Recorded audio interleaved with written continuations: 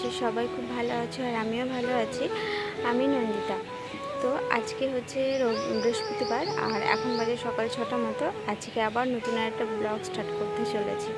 তো আশা করছি আজকের ব্লগটা তোমরা সবাই দেখবে এবং তোমাদের সবার খুব ভালো লাগবে। তো চলো বেশি কথা বলবো না ক্যামেরার সামনে এসে। তো এখন আছি ছাদের উপরে।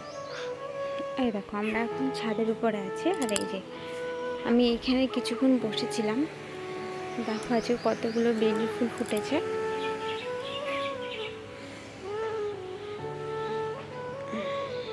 একসাথে এতগুলো বেলি ফুল।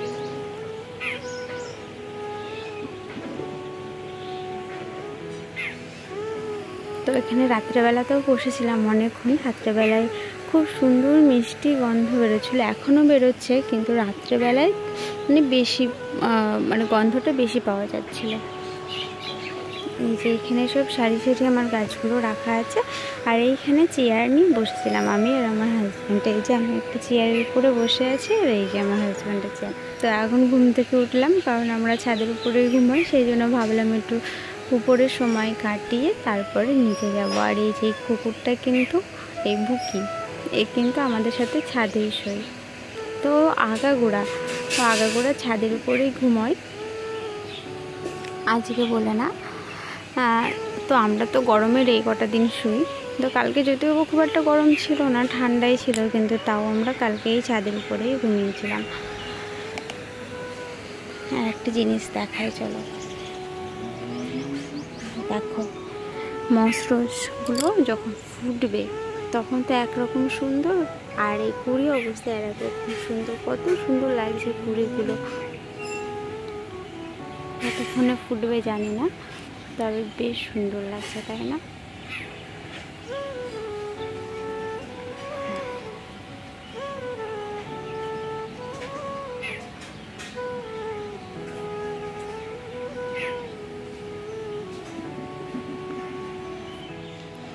বেলি গাছে কিন্তু এই বেলিটা তো ভরে ভরে কুড়ি এসছে।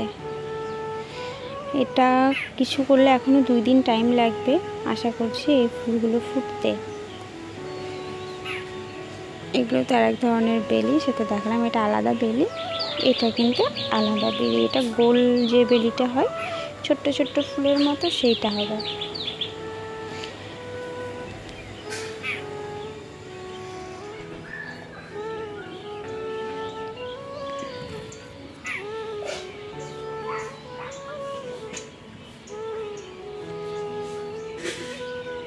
বসেছিলাম, তো এবার নিচে যাব, নিচে কাজকর্ম করব। তো চলো সবটাই আজকে তোমাদের সাথে শেয়ার করব, পুরো দিনটা। কালকে ছাদটা পরিষ্কার করে আমার হাজব্যান্ড এই ইটগুলো এই সাইডটা করেছিল, মানে এইখানটা করে রাখা ছিল, আর এইখানে বেলি গাছগুলো রাখা ছিল। তো এখানে যেহেতু ছিদলা পড়ে যাচ্ছে এক জায়গায়, তো সবসময় একভাবে রেখে দেওয়াটা ঠিক না, তাই ওখান থেকে ইটগুলো সরিয়ে নিয়ে এসে ওই জায়গাটা পরিষ্কার করে ছাদলাগুলো তুলে দিয়ে ইটগুলো এই সাইডে করে রেখেছে, আর এর উপরে সেই বেলি গাছগুলো রেখেছে।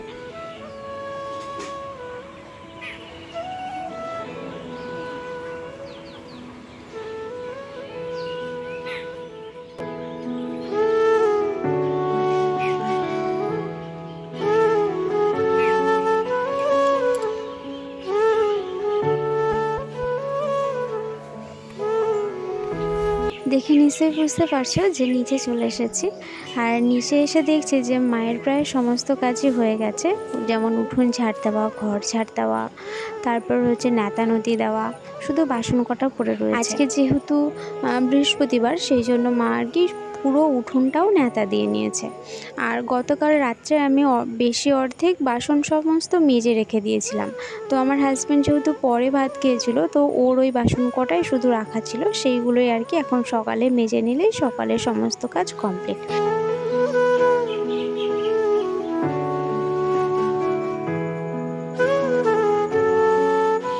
তো সকালের বাসি জামা কাপড় ছেড়ে এখন চলে এসেছি ছাদে আমার ছেলেকে ঘুম থেকে তোলাতে। আর ওই যে বললাম না ছাদে আমরা ঘুমোই, তো এই যে তার প্রমাণ। এখন হচ্ছে বিছানা তুলতে আসলাম। আমার হাজব্যান্ড কি করে, আমার ছেলেকে উপর থেকে তুলে নিয়ে আবার নিচে গিয়ে নতুন করে ঘুম পাড়িয়ে দেয়। তো আজকে আমি আর ওকে নিয়ে যেতে দিইনি, কারণ আজকে আমি এখানেই ওকে তুলিয়ে একবারে মুখ চোখ ধুইয়ে তারপরে নিচে নামাবো। তো ওইদিকে বিছানাটা তুলে নেব এবং তারপরে ছেলেকে তুলে নেব।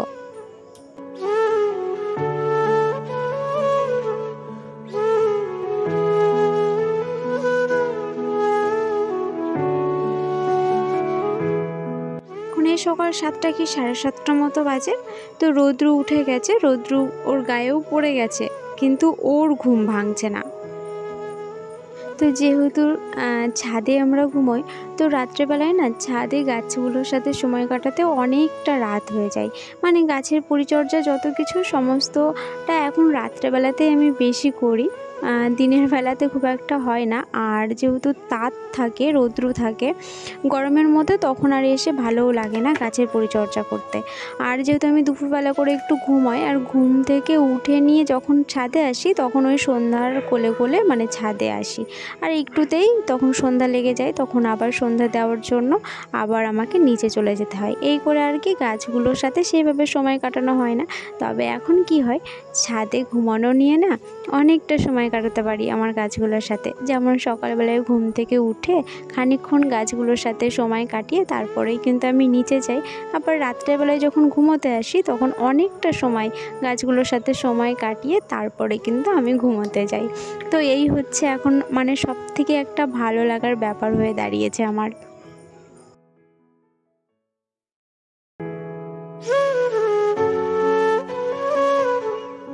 তো ছেলেকে ঘুম থেকে তুলালাম, আর ঘুম থেকে তুলিয়ে নিয়ে ওকে দাঁত মাজানো নিয়ে যে আমাকে কতক্ষণ ওর পিছনে সময় দিতে হয় সেটা একমাত্র আমিই জানি। আগে ওর বাবা হচ্ছে ওকে দাঁতটা মাজিয়ে দিত, এখন ও সেটা করে না। ওই দাঁত মাজানোর দায়িত্বটা সে আমারই পড়েছে, তাই সে আমাকে ওকে দাঁত মাজাতে হয়। অনেকটা ভুলিয়ে ভালিয়ে অনেকটা সময় নিয়ে তারপরে ওকে হচ্ছে দাঁত মাজিয়ে মানে আনতে হয় আমাকে নিচে।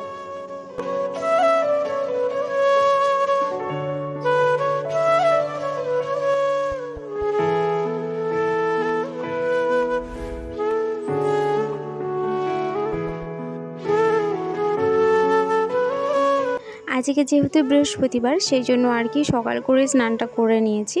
আর সকাল সকাল পুজো করতেও বেশ ভালো লাগে। তো স্নান করে নিয়ে এখন পুজো করব বলে আমি বাসনগুলো মাজতে এসেছি। আজকে অনেকটা টাইম লাগবে পুজো দিতে, তো সেই জন্য আর কি। আর ঠাকুরের বাসন ছাদে মাজতে এসে এই ফুলগুলো আমাকে এমনভাবে আকর্ষণ করেছে, ঠাকুরের বাসন এক সাইডে রেখে দিয়ে আমি ওদেরকেই দেখে যাচ্ছি দু চোখ ভরে। এত ভালো লাগে না এই ফুলগুলো, কি বলবো। ছোটোবেলা থেকে শুধু একদম রানী কালার ফুলটা আমি ছোট থেকে দেখেছি, আর সাদা কালারটা টুকটাক দেখেছি। তবে এর যে এতগুলো কালার হয় সেটা আমি জানতাম না। ছোটোবেলা থেকেই গাছপালার প্রতি আমার একটা আলাদা আকর্ষণ ছিল, কিন্তু কখনো ভাবিনি যে আমি বাগান করব, নিজে হাতে গাছ লাগাবো, সেই গাছে ফুল হবে। তো এতটা পাগলামি যে বেড়ে যাবে গাছপালা নিয়ে, সেটা আমি কিন্তু অতটাও ভাবতে পারিনি। তবে টুকিটাকি যখন আমি বাগান করতে শুরু করি, তারপর আস্তে আস্তে গাছ বাড়াতে বাড়াতে এখন গাছ নিয়ে আমার পাগলামিটা শেষ নেই। হয়তো অনেকেই যারা গাছ ভালোবাসো না, তারা হয়তো অনেকেই ভাববে যে সত্যি একটু বেশিই বাড়াবাড়ি করি গাছপালা নিয়ে, কিন্তু বিশ্বাস করো আমার কিন্তু ভীষণ ভালো লাগে গাছপালা নিয়ে থাকতে।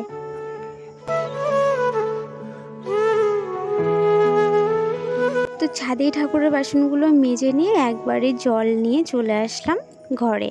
আর এবার আলপনাটা দিয়ে নেবো, আলপনা দিয়ে তারপরে আলতা সিঁদুর পরে ঠাকুরের পুজোতে বসে যাব। তো আলতাটা নাও পরতে পারি, যেহেতু তুলি ছাড়া না আমার একদম আলতা পরতে ভালো লাগে না। তো আমি বাজারে যখন যাই, যাওয়ার আগে মনে করে রাখি যে দুটো তুলি নেব, একটা আলপনা দেওয়ার জন্য আর একটা আমার আলতা পরার জন্য।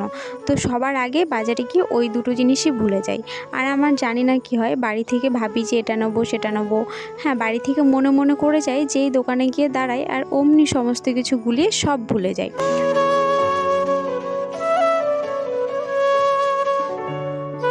আর এই দেখো পুজো দেওয়ার মধ্যে সবথেকে প্রিয় কাজ বলতে পারো আমার এই ধুনো জ্বালানো, অথচ আমি ধুনো জ্বালাতেই পারি না। জ্বালাতে গিয়ে যে কতগুলো দেশলাইয়ের কাঠি শেষ করব সে একমাত্র আমিই জানি। অনেকক্ষণ পর তারপরে এই জ্বালাতে পারি, তবে কিন্তু আমার ধুনোর গন্ধ ভীষণ ভালো লাগে। তুমি যতই গন্ধযুক্ত সুন্দর সুগন্ধযুক্ত ধূপকাঠি আমাকে এনে দাও না কেন, ধুনোর গন্ধ বেস্ট।